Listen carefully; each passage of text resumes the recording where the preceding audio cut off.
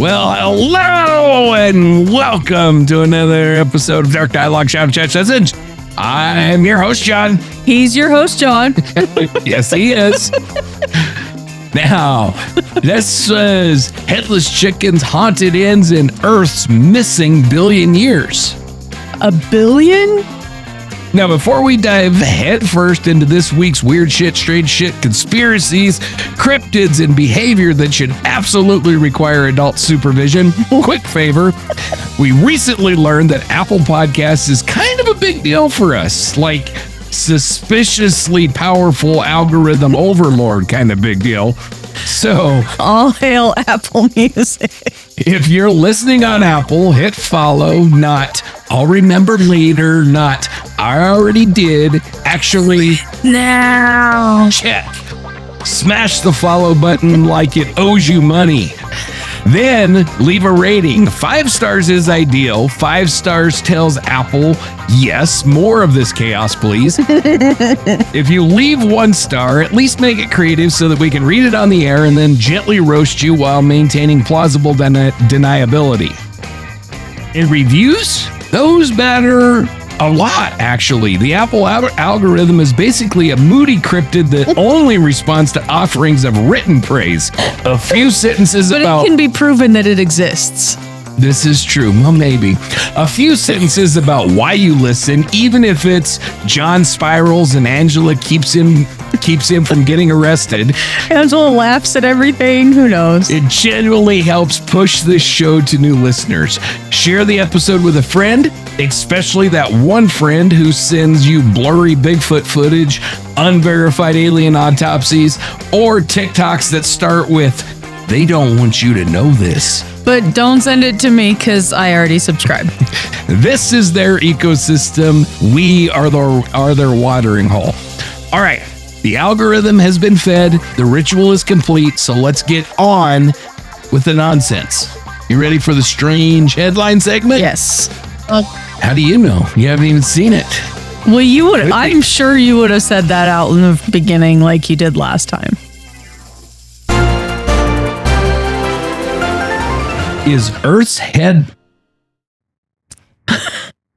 Is Earth... I throw you off by saying dildo. Something dead. I don't know. Is Earth's heartbeat scrambling our brains? A recent New York Post headline suggests that Earth's natural electromagnetic heartbeat, known as the Schumann resonances, may be spiking due to solar activity and potentially scrambling human brains. The article connects these fluctuations to reports of tinnitus, mood swings, headaches, insomnia, and general brain fog. It sounds like the opening line of a sci-fi apocalypse. In reality, it's mostly short-term space weather fluctuations plus a whole lot of speculative leapfrogging. So the breakdown. Let's start with what's real. The Earth does, in fact, have a measurable low-frequency electromagnetic background resonance. It's called the Schumann resonance, and it typically vibrates at about 7.8 hertz. Think of it as the planet's natural electromagnetic standing wave, generated by global lightning storms bouncing energy between the Earth's surface and the ionosphere. That part, completely legitimate geophysics. Recently, a space weather monitor app called MeteoAgent flagged unusual spikes in this resonance during a moderate solar flare event. Solar flares can disturb Earth's magnetosphere. So damn solar flares again. It is. I know. It's always the solar flares. Solar flares can disturb Earth's magnetosphere and ionosphere, which can temporarily influence these frequencies. Again, legitimate physics. Where things get dramatic is the leap from electromagnetic fluctuation to Earth is scrambling your mind. Here's the logic chain that's being presented. Human brains produce electrical activity. During rest or meditative states, theta brainwaves operate in the 4 to 8 hertz range. The Schumann resonance is around 7.83 hertz. Therefore, if Earth's frequency shifts, maybe it could disrupt human brainwaves. It's a seductive overlap. The numbers line up enough to make you squint suspiciously at the sky. The article then points to reports of people experiencing ear ringing or tinnitus-like symptoms, dizziness, brain fog, emotional swings, sleep disturbances. Some of these reports appeared during days when the geomagnetic disturbance index was elevated, around 5 out of 9. Now here's the pivot. The article itself concedes that there is no solid evidence proving that Schumann resonance fluctuations are disrupting human neurological symptoms at a population level. The correlations cited are weak, small scale, and heavily confounded. There is research on infrasound and low-frequency electromagnetic exposure. Certain low-frequency fields can cause discomfort or subtle psychological responses in controlled environments, but those studies are messy, limited, and nowhere near the planet is inducing mass tinnitus. Space weather researchers generally treat these spikes as a curiosity that might affect radio propagation, satellite systems, or power grids under extreme conditions. They are not sounding alarms about humanity's collective brain being hijacked by lightning vibes. So, what we're left with is this: real geophysics, real solar activity, real electromagnetic fluctuations, and then a giant speculative cannon fired straight into maybe that's why you couldn't sleep on Tuesday. My take? Okay, I love weird science. I love when the planet does something dramatic. I love good cosmic mystery. But if the Earth has been humming at 7.83 hertz this whole time and just now decided to scramble us, that feels like Earth waited until we invented Instagram to make it a problem.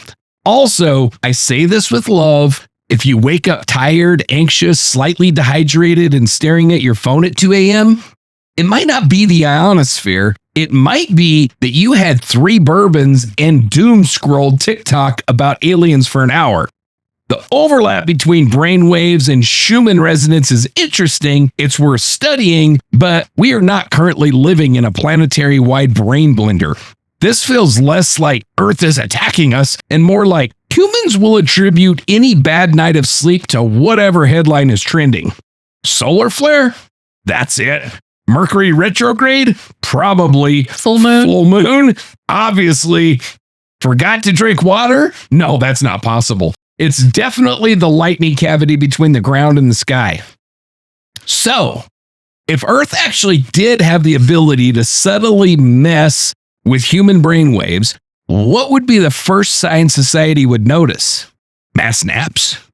Sudden synchronized emotional breakdowns? Congress functioning normally? Exactly what's happening right now in the world. Right? All the chaos. Except for the Congress functioning normally. Or maybe government shutdowns are the new normal. Yes. They seem to be, so. Earth is definitely ruining my life. 100%. I can't sleep. I'm dizzy. Yep. It's I thought I was haunted for a while, but now I know. Now you know better. Now you know better. Well, why do we instinctively look for cosmic explanations for common symptoms like headaches and insomnia instead of starting with stress, caffeine, or screens? Because it couldn't possibly be the things that bring us joy. Of course not. No, but I don't know that screens bring anybody joy. I think they bring us. I don't think they bring anybody actual joy. They bring us the illusion of joy. Yes, they bring us stress and anxiety. The illusion of joy. If someone invents a $299 Schumann resonance stabilizer headband, how long before it becomes a wellness bestseller?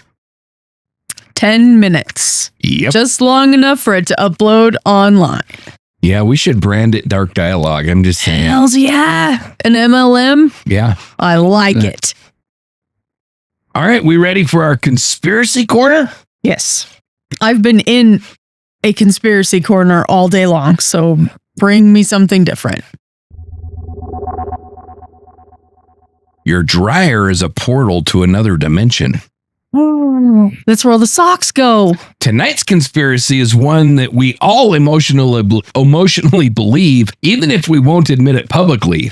Washing machines and dryers are causing localized space-time disruptions. Missing socks, micro-wormholes. Losing an hour while doing laundry, time dilation. Shirts fitting differently than you remember, the Mandela Effect drift caused by a low-budget multiverse collider in your hallway. It's the laundry room grand unified theory, and frankly, it explains too damn much. So, let's begin with Exhibit A, the missing sock phenomenon. Everyone has experienced it. You put 2 socks in, you remove 1 sock. The second has ceased to exist in observable reality. Conspiracy theorists argue this is not user error. This is not static cleaning. This is not your sock wedged inside a fitted sheet like it's hiding from rent. Oh no, this is micro-wormhole. This is a micro-wormhole event triggered by the chaotic rotational forces of the spin cycle. The mechanical turbulence creates tiny space-time tears, and socks, being lightweight cotton entities with no will to survive, slip right through into a parallel hosiery dimension. Some threads even propose that lint buildup acts as a stabilizing anomaly mass, which brings us to the lint wormhole hypothesis.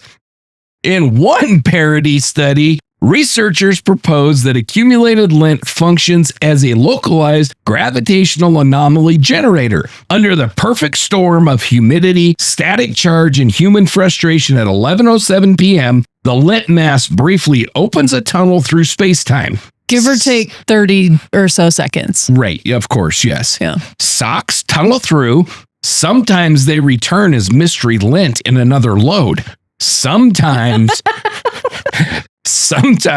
they remain stranded in sock Valhalla. The quantum laundry theory. This is where the conspiracy really leans into fake physics jargon. Inside the washer, socks allegedly exist in a probabilistic laundry wave function. When the door is closed, both socks exist in superposition. It's Schrodinger's sock. Present and absent simultaneously. When you open the door, the wave function collapses. One sock decoheres into this timeline, and the other collapses into an alternate branch of the multiverse. You are left holding one damp cotton casualty, questioning reality. The intersoctional entanglement? Oh my God. Yes, it's as cursed as it sounds. The theory suggests paired socks are quantum entangled at purchase. Disturbances like the spin cycles, high heat, aggressive folding, shouting, "Where the hell is it?" can cause one sock to jump tracks into a neighboring dimension, which would explain why sometimes you randomly find a sock months later behind the dryer like it just returned from a spiritual journey. Time dilation in the laundry room. Then there's the temporal anomaly. You set quick wash, you blink, 48 minutes have vanished. Or you swear you've been waiting forever for the dryer to stop, only to discover that it's been 6 minutes. Believers frame this as localized time dilation caused by high-speed rotating drums generating mild... Did you hear that in the mic? Yeah, you pounding your head? Yes. Generating mild relativistic effects. Oh. Reality suggests you pick up your phone, but no, that's less cinematic. Mandela Effect laundry. TikTok has nothing to do with it. Half-remembered logos, shirts fitting differently than they used to, colors fading in ways that feel suspiciously revisionist. Clearly, the washing machine is a budget, large Hadron Collider ripping tiny seams in the multiverse and swapping minor fabric details between the timelines. Mainstream physics calls this fabric wear, which is convenient. My take? You legit got me crying over. Listen, I'm not saying your whirlpool is a particle accelerator with worse OSHA compliance. I'm just saying we have never once seen two socks go in and two socks reliably come out forever without at least one unexplained casualty. Static cling? Sure. Poor sorting? Probably. Tiny black holes formed by lint accumulation? Allegedly impossible, but if CERN ever tears open a new dimension and scientists admit they accidentally scaled up a Maytag design from 2003, I am not going to be shocked. Also, the time dilation thing, that's not relativity. That's you sitting on the couch scrolling while the dryer hums in the background like a cosmic lullaby. Lullaby, yeah. We want it to be physics. It's usually attention span. But I will say this, if someone runs their washer empty 10 times and random clothes start appearing, call me immediately because we're doing a live stream from your laundry room. Yes. So, if dryers are portals, what dimension do the socks go to, and why is it exclusively socks and never car keys? It's the fluff cycle. Is that what it is? I don't understand that cycle, so it's got to be that. Why not underwear? Why not anything else? I've lost many a thing. Have you? Yeah. I hate to admit, though, and I don't know how this happened, but I unfolded a towel the other day and a sock fell out. And I was like, how did we fold a towel with a sock in it? Static cling, I'm telling you. Weren't you listening? You're so busy laughing you didn't hear the scientific explanation of these It's things. your fault. Or I was face palming myself. One of the two. So would you volunteer your laundry room for scientific testing if it meant finally solving the missing sock mystery? Sure, why not? I would give anything to solve that mystery because it Why not? pisses me off every freaking time I do laundry. This is why I am not the laundry doer in my house. Oh. So at what point does I lost track of time folding towels become my Kenmore briefly achieves sentience? Sentience. I'm not going to have any mascara left when this is done. I don't know. I don't know what to tell you. I don't know either. You ready for the Reddit Rebel? Yeah. Am I going to cry? Maybe. So I figured we'd stay with a theme tonight. The Mandela Effect. Did we switch timelines or did we just misremember? I hate the Mandela Effect so much. The Mandela Effect is the collective experience of realizing that something you clearly, vividly would bet your house on remember never actually happened. It started with people insisting Nelson Mandela died in prison in the 1980s. He didn't. He died in 2013. And it spiraled into logo debates, movie quote arguments, spelling wars, and full-blown multiverse theories like your dryer. It's one of the internet's most addictive rabbit holes because it feels personal. It feels wrong. And once you notice one glitch, then you start hunting for others like you're auditing reality itself. So what the Mandela Effect actually is. The term was coined after large numbers of people online discovered that they remembered Nelson Mandela dying in prison decades before his actual death. Not vaguely remembered, distinctly remembered. News coverage, mourning, school discussions. None of it happened. The collective misremembering opened the floodgates. Suddenly, people started comparing notes on other stuff that felt off. And here's the key. These aren't obscure facts. They're cultural staples, childhood brands, iconic movie lines, things that you are absolutely confident about. The Berenstain Bears book pisses me off so much. Which is what makes it deeply unsettling, obviously. Oh, I did. I looked it up. I actually got this one. You forgot. Yes, I did forget. Oh. Okay, so the classics that break the brains. Berenstain versus Berenstain Bears. An alarming number of adults swear that it was spelled Berenstain. And I will die on that hill. Berenstain. They remember the covers, the books, the sound of it, except it's always been Berenstain. It has not. Berenstain. Cue existential crisis. Luke, I am your father. Nope. You have heard that line your entire life, except in The Empire Strikes Back, Darth Vader actually says, no, I am your father. The misquote is so culturally dominant that the wrong version actually feels like the correct version. Fruit of the Loom cornucopia. Many people vividly remember a cornucopia behind the fruit logo. I definitely do. Mm-hmm. There has never been a cornucopia in the official trademark record. None. Ever. The Monopoly Man monocle. Rich Uncle Pennybags does not have a monocle, and he never did. People likely blend him with Mr. Peanut, and your brain confidently filled in an accessory that never existed.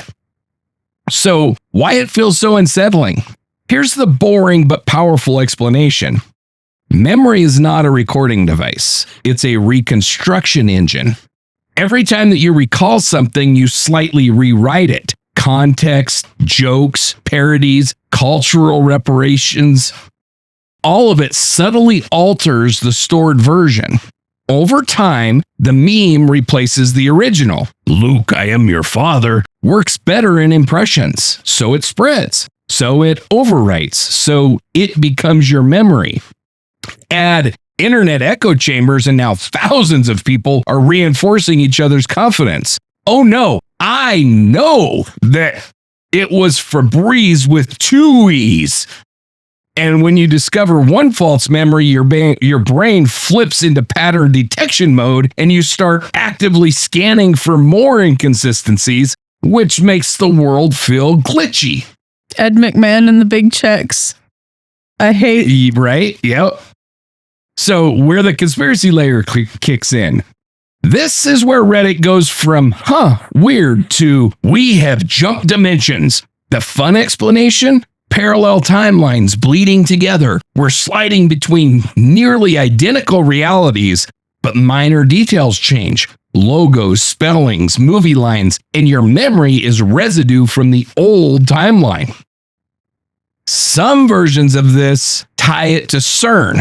High-energy experiments allegedly shift realities. Others claim time ripples backward, and only some people retain the original continuity.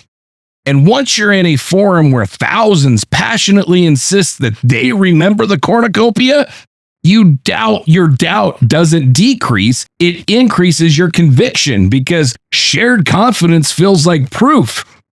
My take? The Mandela Effect is one of my favorite rabbit holes because it hits you personally. You don't just read it, you feel it. You read Berenstain and your stomach drops a little. And that discomfort, I feel violated by it. And that discomfort, that's not right feeling is exactly why people reach for cosmic explanations, because my memory is fallible is humbling. Reality shifted? That's way more dramatic. We would rather believe that we slipped through a multiverse scene than accept that our brains remix information like a DJ with no supervision. But here's the thing. The Mandela Effect doesn't require a puppet master. It doesn't require CERN tearing holes in space-time. It requires reconstructive memory, social reinforcement, pattern-seeking brains, and the internet. That's it. Still, I won't lie. The Fruit of the Loom cornucopia messes with me a little. Berenstain Bears. I wish I had all my old books. Which, I will die on that hill. Well, I am going to find you one and buy it for you to prove that you remember it incorrectly. No, because they've just gotten rid of all the old ones now. This conspiracy goes deep. It does. I told you I feel violated by that one. It's been the Berenstain Bears forever. And Ed McMahon did show up at people's houses. So I'm going to skip question 1 because you just answered it. So why does parallel universe bleed through feel more satisfying than my memory is imperfect?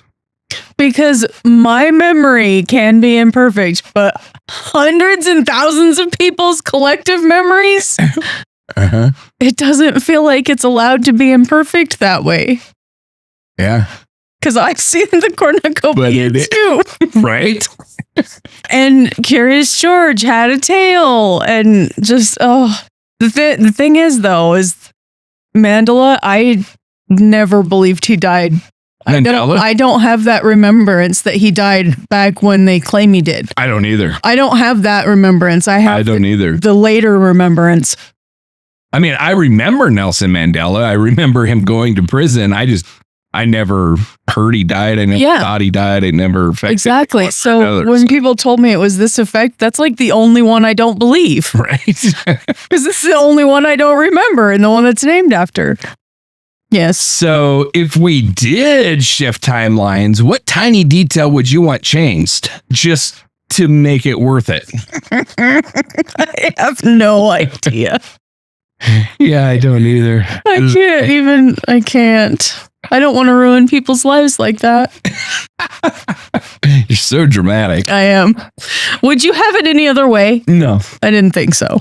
All right, we ready for the Dipshit Diaries? Yes, I figure you'd kick me out of here by now if you couldn't handle the dramatics. Yeah, no, we're fine.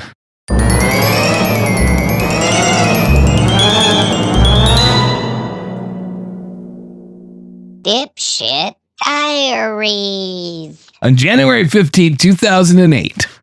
Oh, sorry. The Waistband Warrior of Indiana. On January 15, 2008. Got a little ahead of yourself there? Yes. On January 15, 2008. How many times can I make John say it? Uno mas. On January 15, 2008, 25-year-old Derrick Kosch walked into a Village Pantry convenience store in Sycamore, Howard County, Indiana, armed with a semi-automatic handgun and a plan. The plan? Rob the place. I don't believe it. It's village, not village. The outcome? Shoot himself in the testicle while attempting to stuff both the gun and the stolen cash into his sweatpants. Police didn't need CSI. They followed a literal trail of blood to his grandmother's house. This is not Florida. This is Indiana. I did not see that coming. And it's painfully real. So Kosch entered the convenience store and demanded money and cigarettes from the clerk. The clerk complied, placed the cash in a bag, and turned to retrieve the cigarettes. Surveillance video shows Kosch attempting what we can only describe as maximum poor decision density. Instead of using a holster or, I don't know, basic firearm safety, he tries to shove both the semi-automatic handgun and the bag of stolen money into the waistband of his pants because nothing says professional criminal like using your underwear elastic as a weapons retention system. The gun discharged. He shot himself in the right testicle. That had to hurt. I don't need no stinking holster. And the lower left leg. So let's pause there. He shot himself during a robbery in the testicle.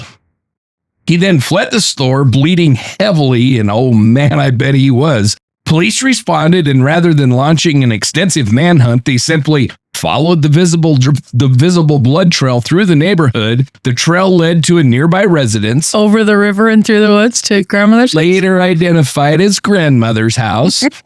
You cannot script this. Officers located Kosch inside, injured, and very much not a criminal mastermind. He was transported to the hospital for treatment, and after medical care, he was booked into the Howard County Jail on charges including armed robbery, criminal recklessness, and battery. Bail was reported at $100,000 cash. The case became instant dumb criminal folklore because the surveillance footage exists and because the phrase self-inflicted during robbery is already tragicomic before you even add anatomy to the equation. I would like to add involuntary manslaughter. Involuntary or voluntary? Yeah. Either way. Doesn't somebody have to die for manslaughter? You're talking about the testicle? I'm talking about the 'Cause sperm. I'm pretty sure the testicle died. I'm talking about the sperm. That makes sense. Yeah. My take? There are bad ideas. There are worse ideas. And then there is store-loaded firearm in sweatpants during active felony. Waistbands are not holsters. Elastic is not tactical equipment. And grandma's house is not a safe house. Also, imagine being the responding officer. Dispatch. We have an armed robbery suspect on the run. Officer, do we have a direction of travel? Dispatch. Yes. Follow the blood. Follow the blood. I don't know what hurts more, the injury, the charges, or explaining to your grandmother why there are SWAT-adjacent presents in her living room. Or why your testicle is bleeding. This is why every firearm instructor on Earth screams about trigger discipline and proper carry methods, because the universe does not respect overconfidence. So, what exact point did Kosch realize that this was no longer a robbery but a medical emergency?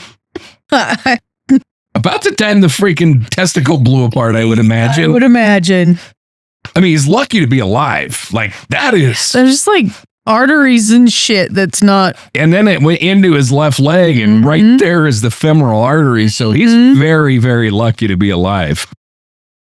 Is there a worst possible location to accidentally discharge a firearm? Or is this the championship round? I think this is the champion. 100% there's nothing worse. I can't. Oh my God. That's just terrible to even think about.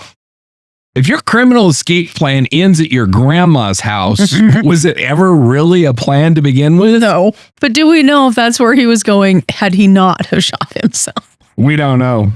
You know what I do know? This one episode, you have gotten me to publicly say the words dildo, sperm, and testicle.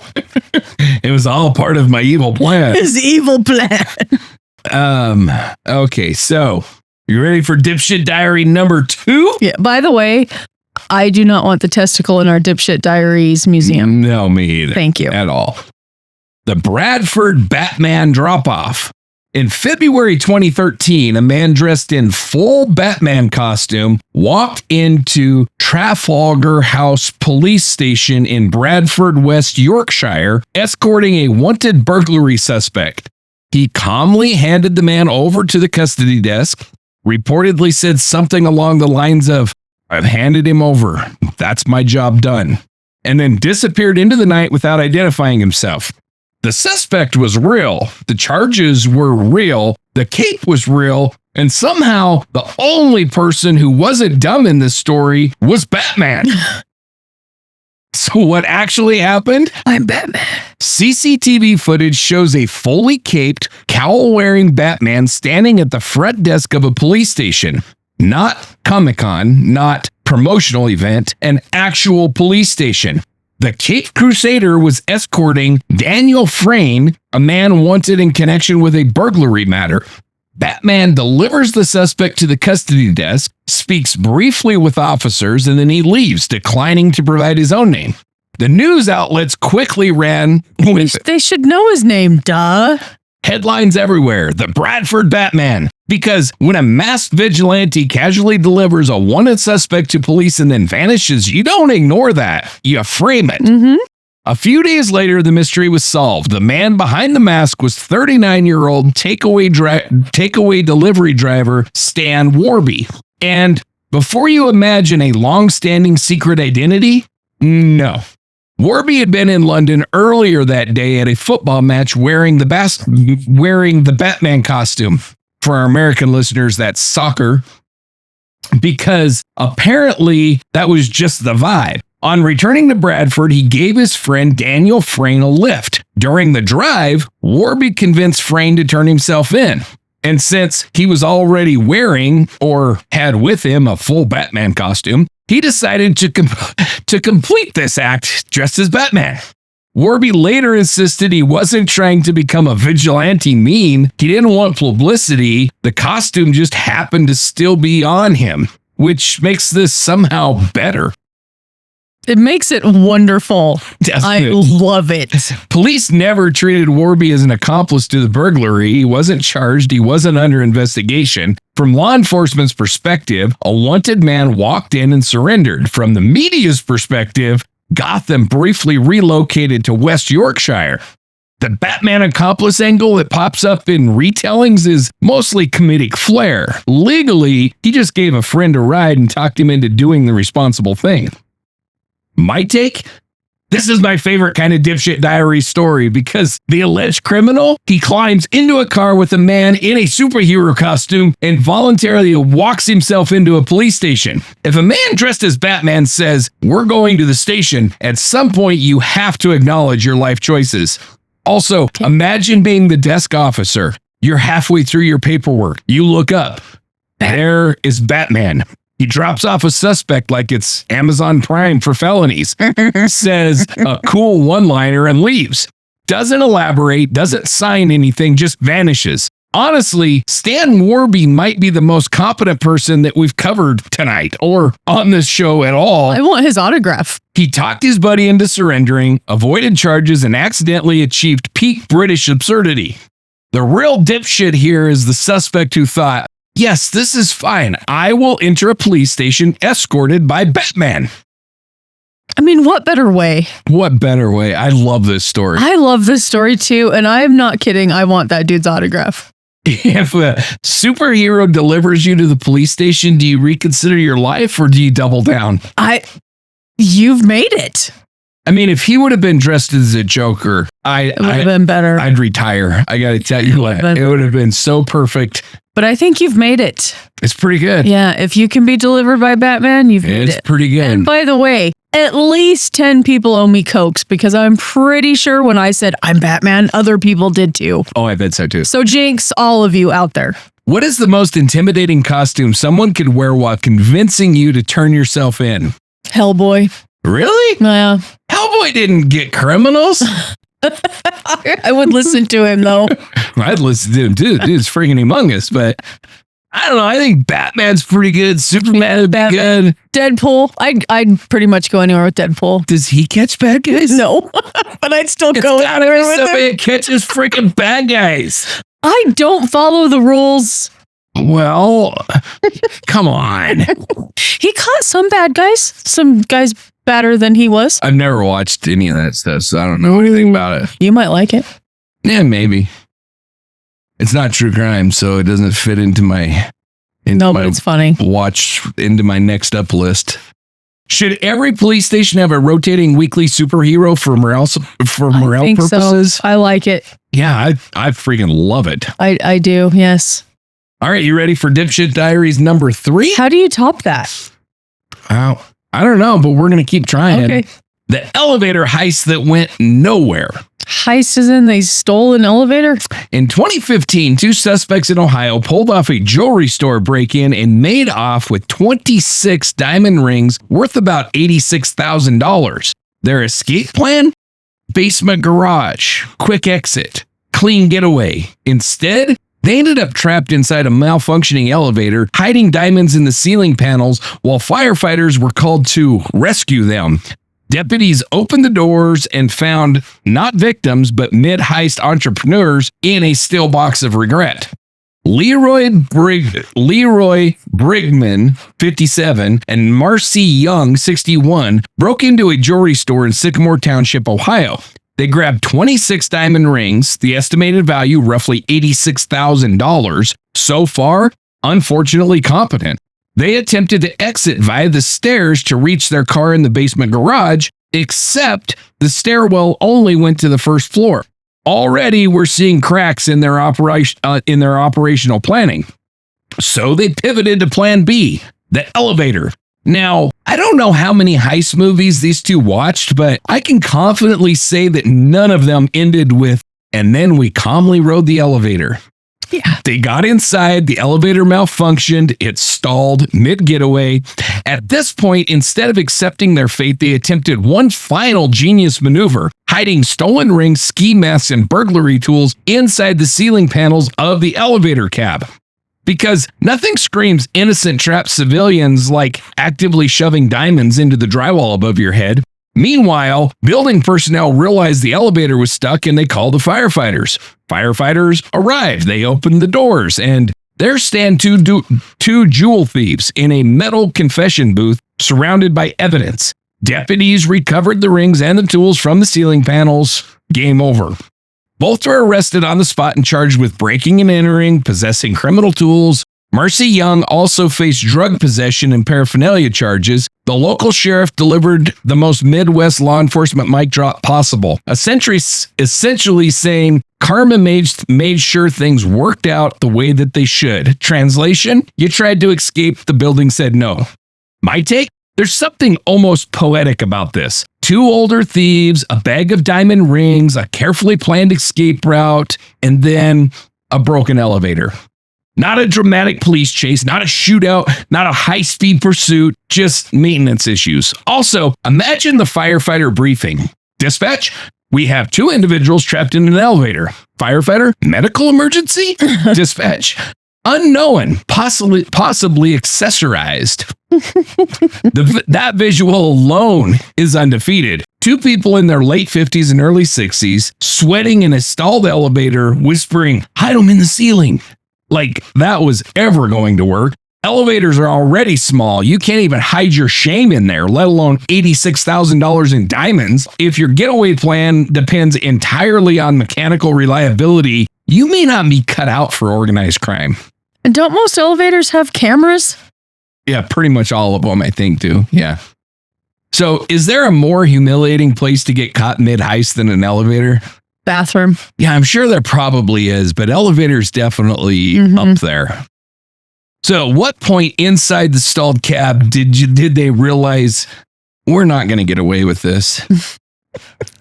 I mean, I got to believe it was like right when it stopped and they're like, oh shit. Yeah. If karma were a building feature, would it always be located in the elevator? Or the stairs. Yeah, I think so too. All right, we ready for our weird shit section? Yes.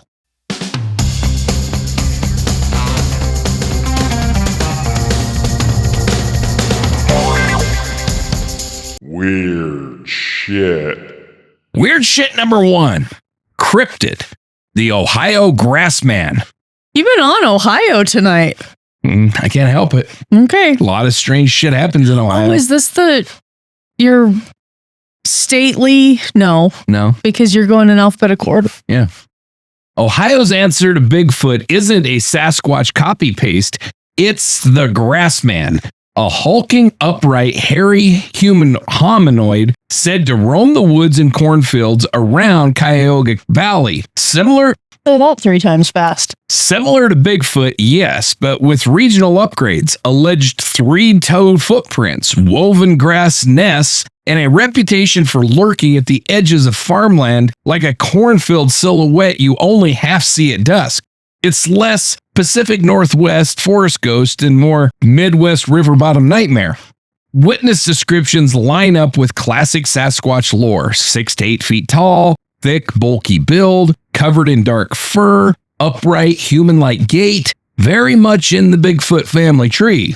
But Grassman is tied specifically to Ohio, and particularly Cuyahoga Valley National Park and the wooded corridors around the Cuyahoga River.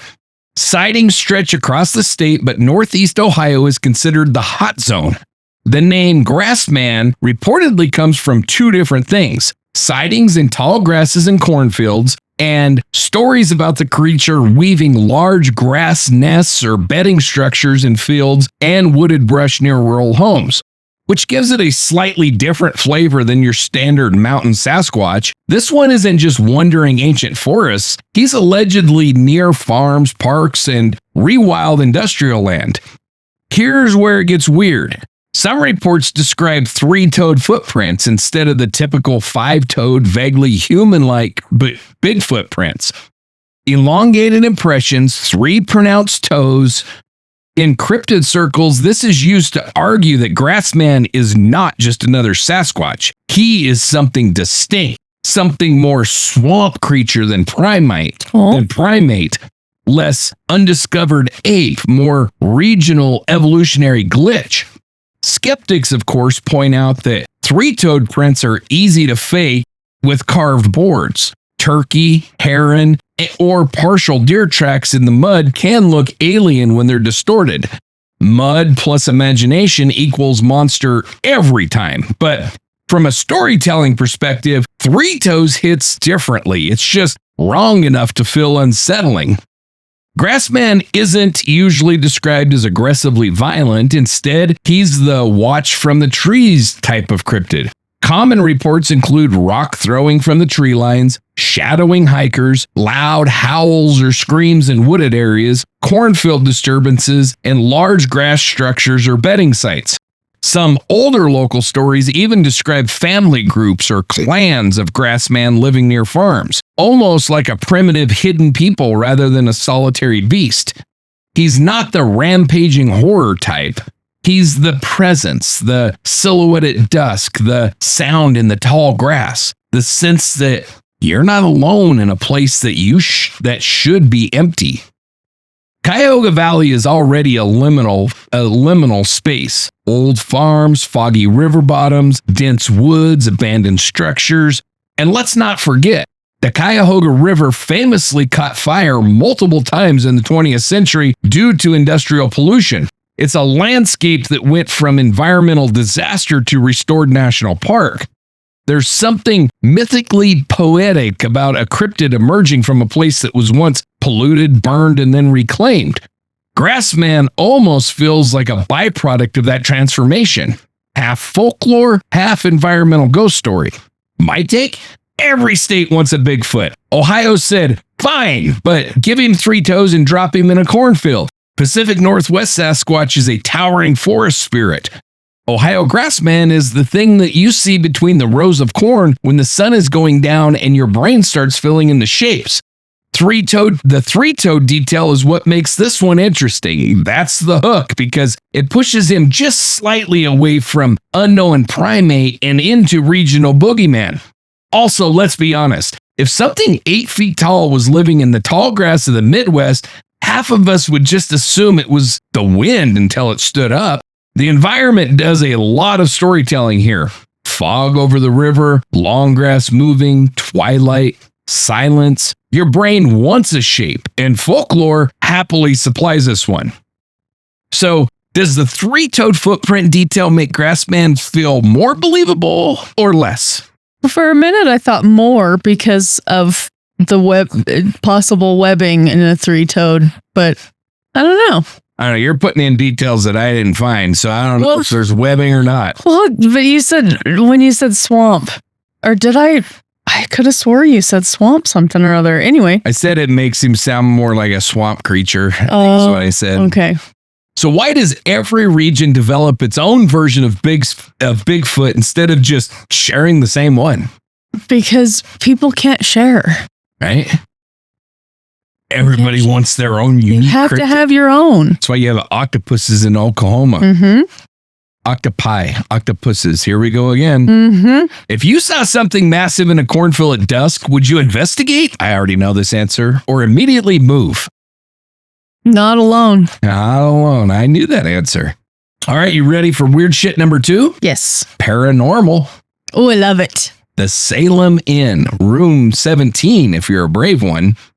The Salem Inn in Salem, Massachusetts is exactly what you want in a witch city getaway. Historic 19th century houses, antique furniture, fireplaces, walking distance to all the spooky landmarks, and a room the inn openly calls the haunted room. Guests report cold breezes, heavy footsteps, doors moving on their own, invisible bed-sitters, and a giggling child spirit, and a phantom black cat. It's cozy, it's charming, and it might come with roommates. The Salem Inn is made up of 3 historic homes, including the Captain West House, all dating to the 1800s. It markets itself as warm, antique-filled lodging right in downtown Salem, exposed beams, fireplaces, wine in the lobby, the whole hauntingly lovely aesthetic. And over time, it leaned into the obvious because when you operate in Salem, Witch City, USA, and guests keep reporting footsteps from empty hallways, you don't fight it, you put it on the brochure. Ghost tour companies now treat it as a staple stop. Staff describe the buildings as having a charged energy. And then there's the trio of resident spirits. According to staff and repeated guest reports, at least 3 spirits call the inn home. There's Catherine. Her identity isn't documented in any historical records, but she's reportedly associated with unexplained cold breezes drifting through hallways and rooms. Some guests claim to have seen a woman in old-fashioned dress, particularly in the West House. Her calling card? Sudden temperature drops and that classic "someone just walked through me" draft. Then there's the child. Mostly heard, rarely seen. Guests report giggling, the sound of small feet running upstairs, and tiny pebbles or objects dropping onto the front desk from an empty staircase. Nothing aggressive, just playful, which is somehow worse. And then there's the black cat. Pure Salem branding perfection. Multiple guests claim to see a cat darting through the parlor out of the corner of their eye. Others report allergic reactions in the room despite there being no live cats on site. A ghost cat that you can't pet but might sneeze at is extremely on brand for Massachusetts. The room 17, well, that's the headliner. The inn doesn't hide it. West House room 17, W17, is openly labeled the haunted room. Guest books reportedly contain years of strange entries. Common reports include doors opening and closing on their own, heavy footsteps at night, sudden cold spots, items moving, the distinct sensation of someone sitting on the bed while you're trying to sleep, which is a bold choice for a romantic weekend. There's also a psychic origin story layered on top, a woman allegedly murdered there by her husband. According to that narrative, she dislikes male guests, becomes louder at night, banging in the closets, stomping, and can be appeased by leaving a glass of whiskey out. If your Airbnb requires tribute offerings, that's not hospitality, that's mythology. The rest of the inn has its own collection of small but persistent weirdness.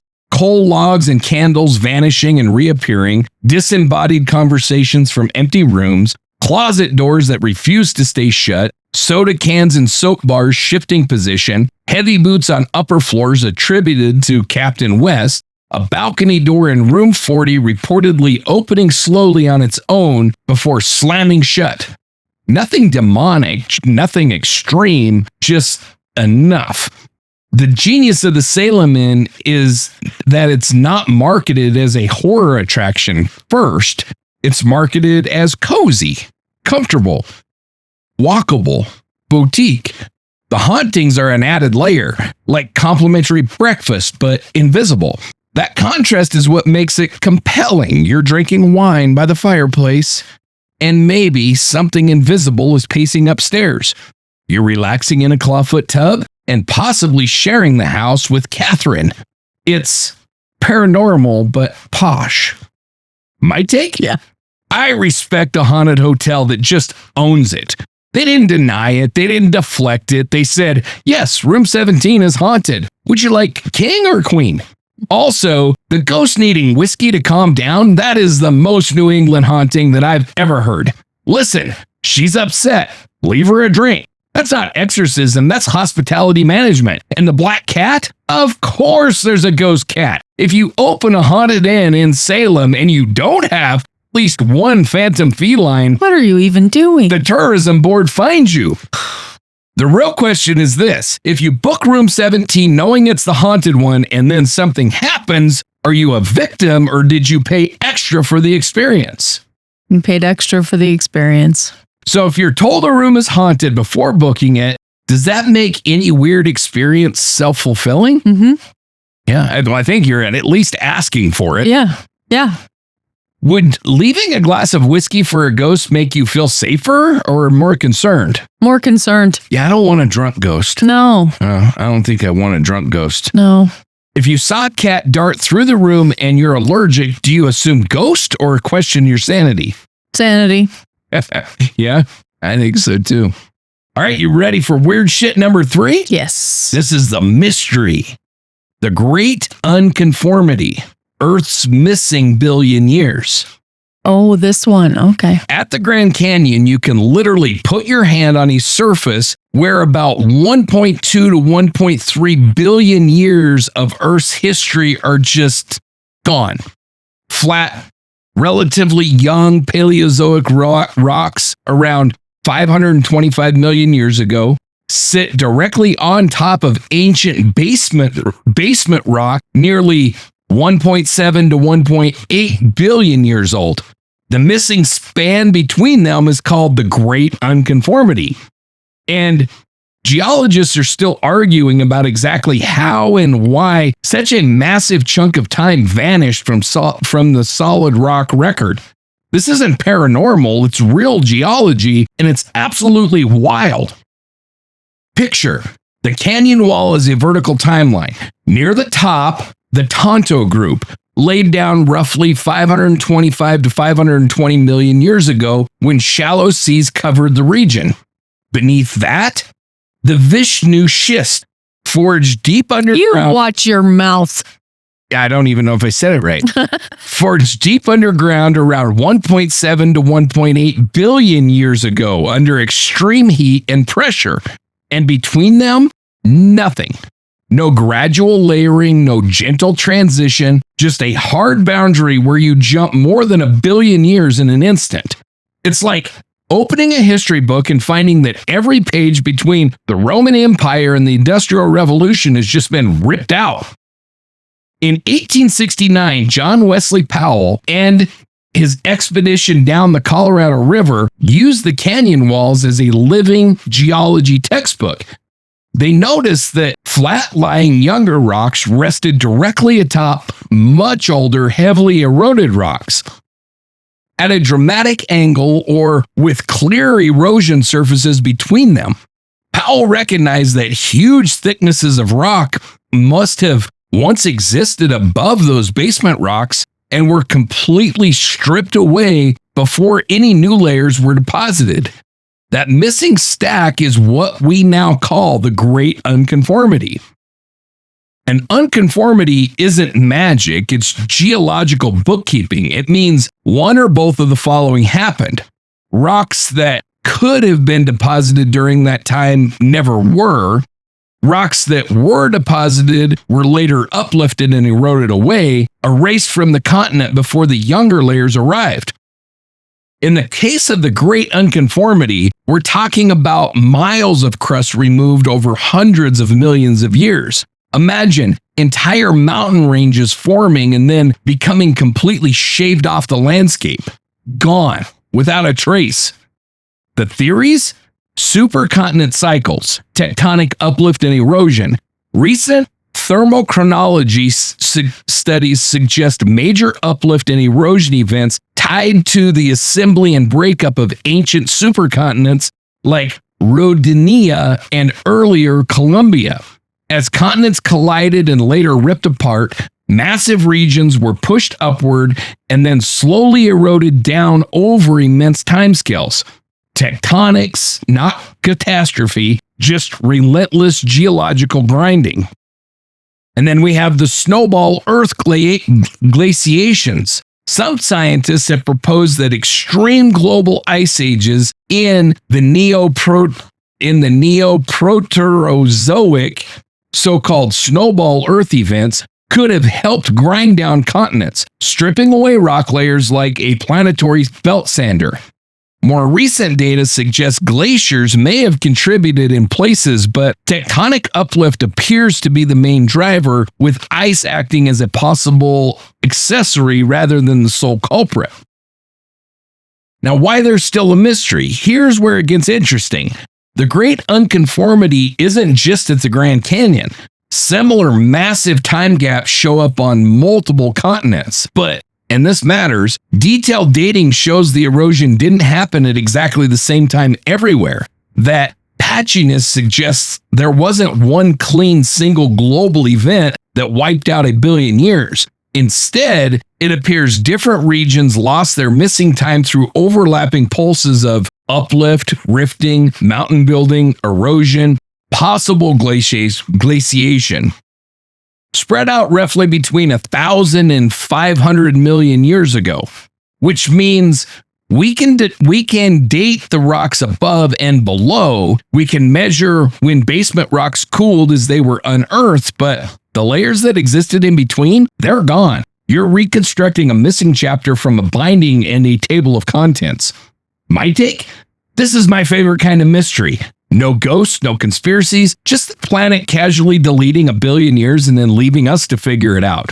If the Grand Canyon is Earth's history book, you can run your finger down the wall and skip from ancient deep crust to the Cambrian seas in seconds.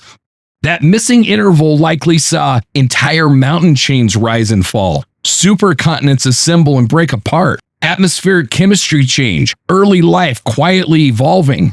And we don't get the pages. They were destroyed before we ever showed up to read them. It's humbling. Also, it's a reminder that the planet doesn't preserve history for our convenience. The rock record is not a perfect archive. It's battered. It's a battered, incomplete manuscript. And sometimes the most important chapters are the ones that didn't survive. So, does knowing Earth has missing chapters make it feel more mysterious or just more impressive? Both. Yeah, I agreed. Yeah, 100%. If entire mountain ranges can be erased without leaving obvious trace, what else has the planet quietly removed? This is what I want to know. This is exactly what I want to know. 100%. And I had to bite my tongue a minute ago when you were saying, where did it go? Because immediately my brain was like, it's in the Epstein files. There you go. You'll probably find it there. They're finding everything else there. So is it more unsettling to think that the gap was caused by slow tectonics or by planet-wide ice ages grinding continents flat? Tectonics. Yeah. I mean, I don't really find any of it unsettling. It's just interesting. Well, I mean, isn't Heart Mountain the same way? Because it is Heart Mountain's upside down. Yeah. So what? How can we say that's not what happened here? Well, because it's not upside down, it's just gone. Well. A billion freaking years, gone. Just gone. Well, they weren't good years anyway. Yeah, it couldn't have been. Yeah. All right, you ready for weird shit number 4? Yeah. Mike the Headless Chicken, Colorado's most confusing legend. Why does this sound familiar to me? On September 10th, 1945, a farmer in Fruita, Colorado attempted to slaughter a rooster for dinner. The axe fell, the head came off, the chicken did not die. Instead, Mike lived for about 18 months, became a national sideshow celebrity, appeared in Life magazine, earned his owner enough money to buy a truck and a tractor, and now has his own annual festival and statue. This is not folklore, this is documented American farm chaos. So, Farmer Lloyd Olson selected a young Wyandotte rooster for dinner. He swung the axe. The cut removed most of the head, beak, face, eyes, and one ear. But here's the grotesque twist. The blade missed the jugular vein and left most of the brainstem intact. That matters because in chickens, the brainstem located low and towards the back of the skull controls the basic autonomic functions like breathing, heart rate, and simple motor patterns. So Mike didn't bleed out. He staggered, he shook, he tried to preen, he even made gurgling attempts at crowing. Olson put him in a box overnight, assuming that nature would handle the rest. But the next morning, Mike was still alive. A blood clot had formed at the wound site, preventing the fatal blood loss. Because the brainstem remained, Mike retained basic bodily function and simple balance reflexes. The Olsons then did something unexpected. They decided to keep him alive.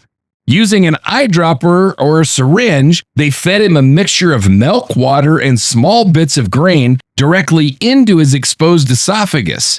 They regularly cleared mucus from his throat so he wouldn't choke. With care, Mike balanced on a perch. He walked, although clumsily. He attempted to peck. He gained weight, all without a head.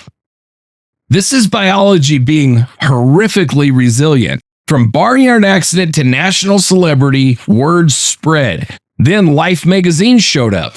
Then a promoter got involved. Miracle Mike went on tour. People paid admission to see a chicken that had survived decapitation.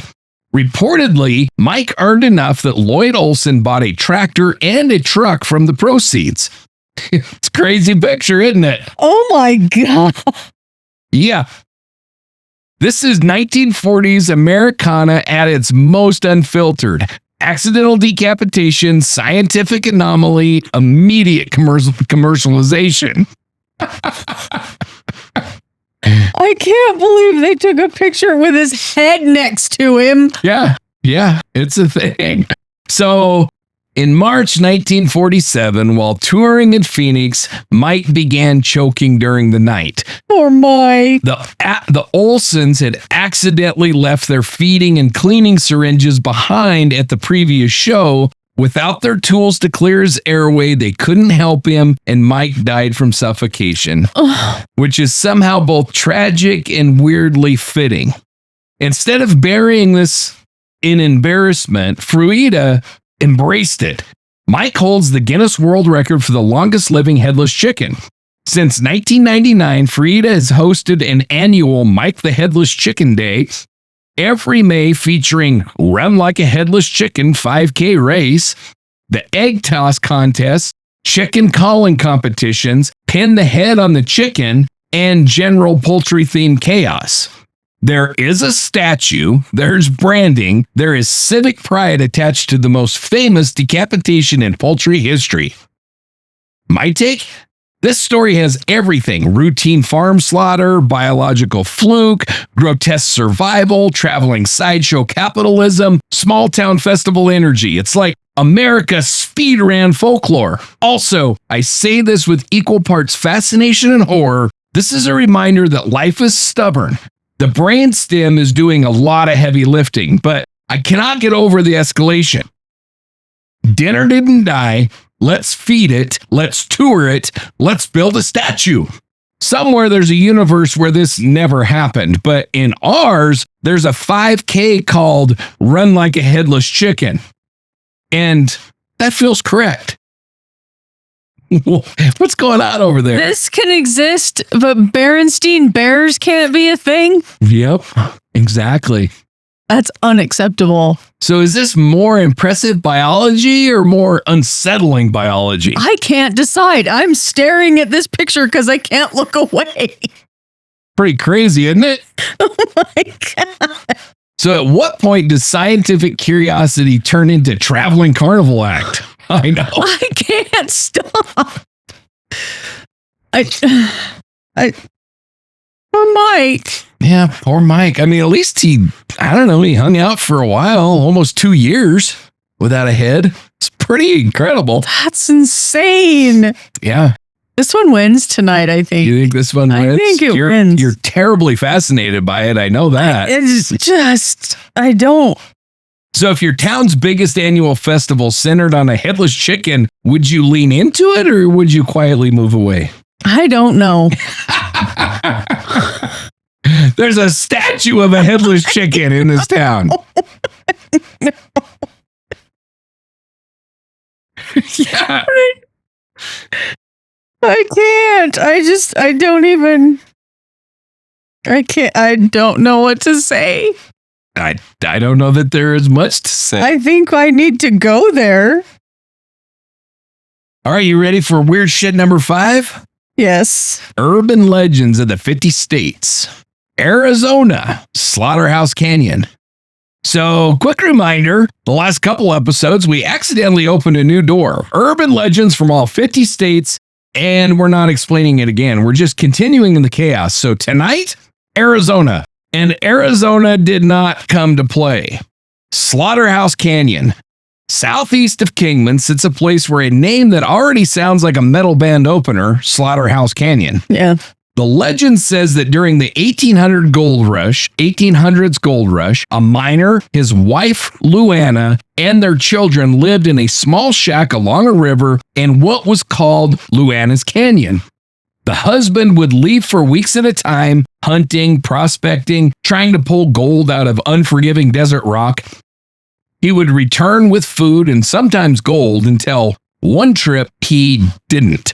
Depending on who tells it, he was robbed, murdered, or simply swallowed by the desert. The result is the same. He never came back.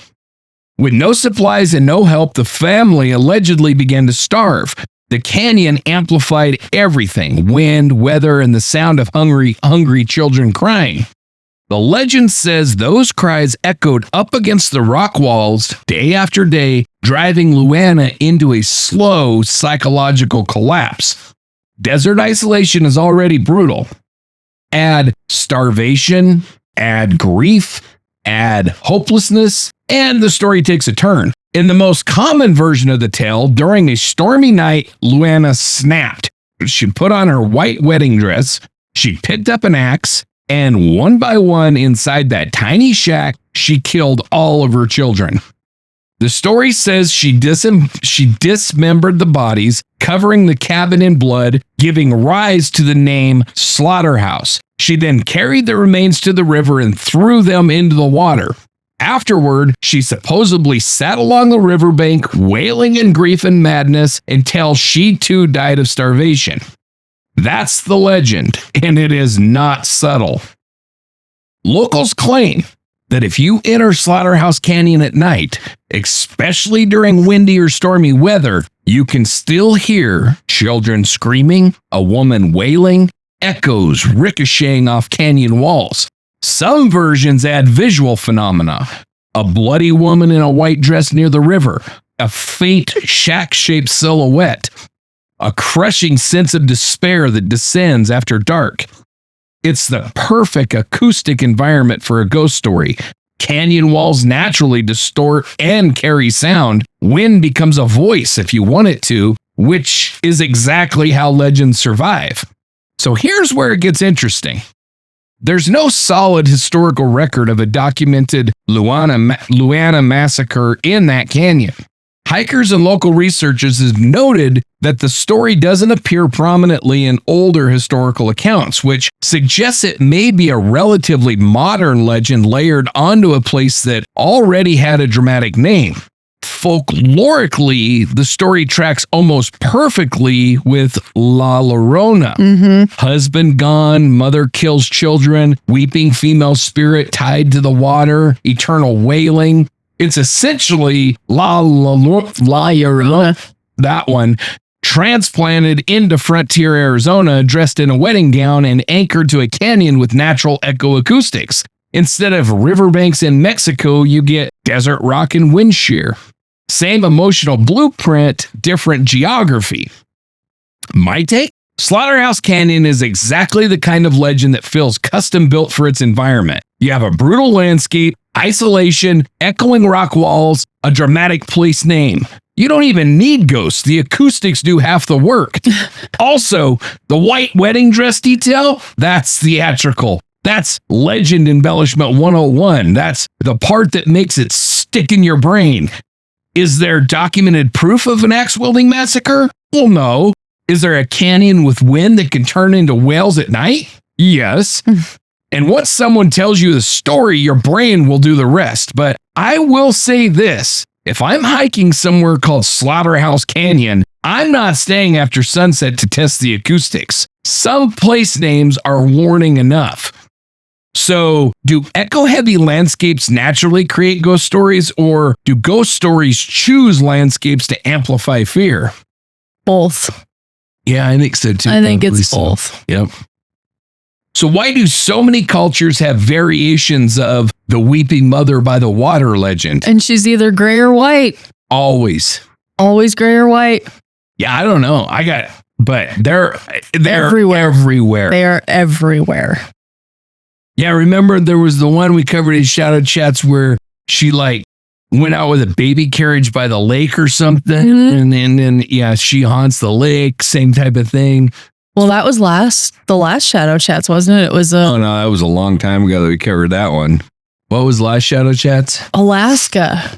And it was... Oh, well, that was the freaking Ooga Wooga Wooga thing that lived under the freaking ice that had the baby pouch that stole the babies. Yeah, but it's still water. Well, it's still water. So if a story has no historical record but survives strongly in oral tradition, Does that make it less real or just differently real? It's automatically real. Automatically real. 100%. Yeah. Yeah.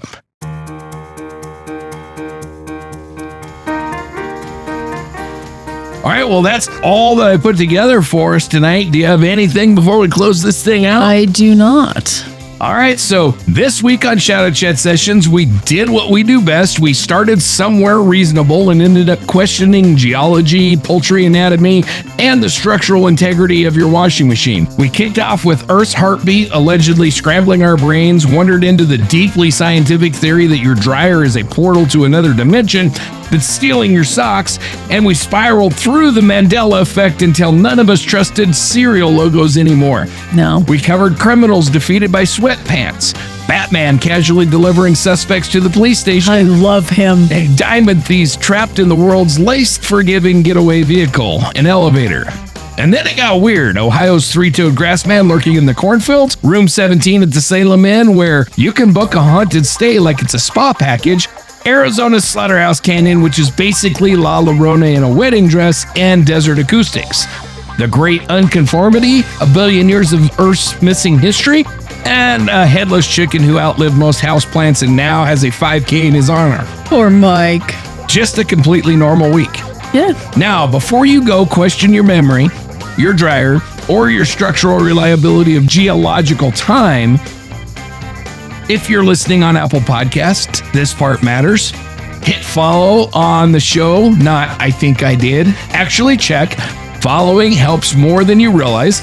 Leave a 5-star rating. The Apple algorithm is moody. It demands tribute. 5 stars keeps it happy. And if you have 30 seconds, leave us a written review, a real one. Tell Apple why you listen, even if it's something freaking nuts.